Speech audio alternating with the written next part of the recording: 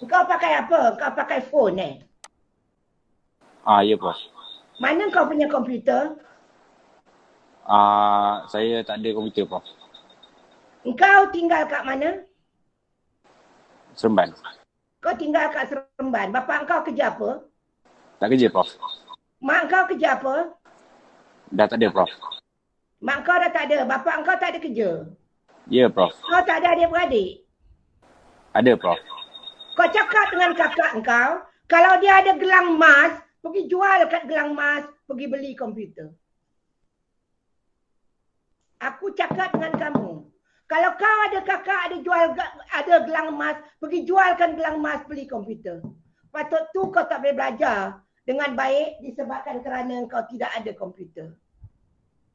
Lepas ni aku akan ajar kau Excel. Pasal itu kau akan menjadi dropout student.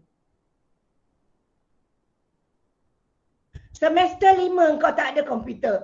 Aku sanggup, aku tak ada pakaian. Aku ada 5 helai je pakaian. The most important, the computer is very, very important for me. Hanya 800 saja beli komputer. Apa masalah kau? Pasal itu aku tak boleh duduk orang dengan B40 ya. Gara-gara mengherdik pelajar kerana tidak memiliki komputer ribah, pensyarah Universiti Teknologi Marah Cawangan Seri Iskandar Perak ini menjadi sasaran ramai. Rata-rata tidak senang dengan kata-kata hinaan yang dilemparkan kepada mahasiswa daripada golongan B40. Yang di-Pertua Majlis Perwakilan Pelajar MPP UiTM se-Malaysia, Rashdan Muhammad Hassan, turut menyelar tindakan pensyarah berkenaan. Setakat ini tindakan kita telah ambil lah. Maknanya MPP pun telah menggesa tindakan untuk diambil sewajarnya dan pihak pengurusan juga telah respon dan tindakan sedang dibuat lah. Maknanya dari segi siasatan semua telah berjalan.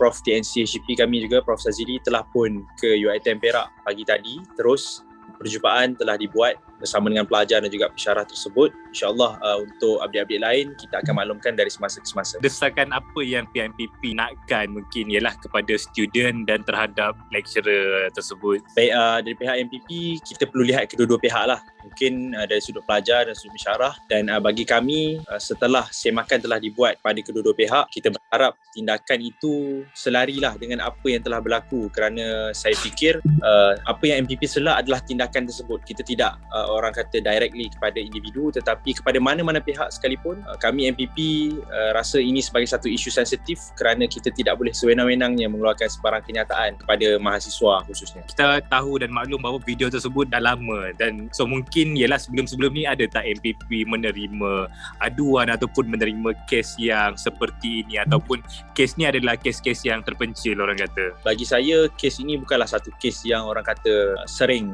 berlaku, tetapi sekiranya ada sebarang kes-kes yang melibatkan mahasiswa khususnya dan juga warga UiTM khususnya, kami MPP akan play our role untuk take tindakan yang mengikut kapasiti kami lah sebagai Majlis Rakan Pelajar, kerana kita pun tahu kita punya hierarki dan sebagainya. Jadi di peringkat MPP kita push sebaik mungkin, maknanya apa-apa yang melibatkan mahasiswa, mungkin bukan isu seperti ini saja, isu akademik, kebajikan dan lain-lain, kita akan take action. Okey, so mungkin bila melibatkan student tersebut yang dikatakan yang telah graduate, so mungkin apa tindakan pula yang diambil kepada alumni tu? Mungkin ialah akan dikaji semula, akan ditengok balik ke video-video tu, mungkin apa niat dia untuk keluarkan video tersebut.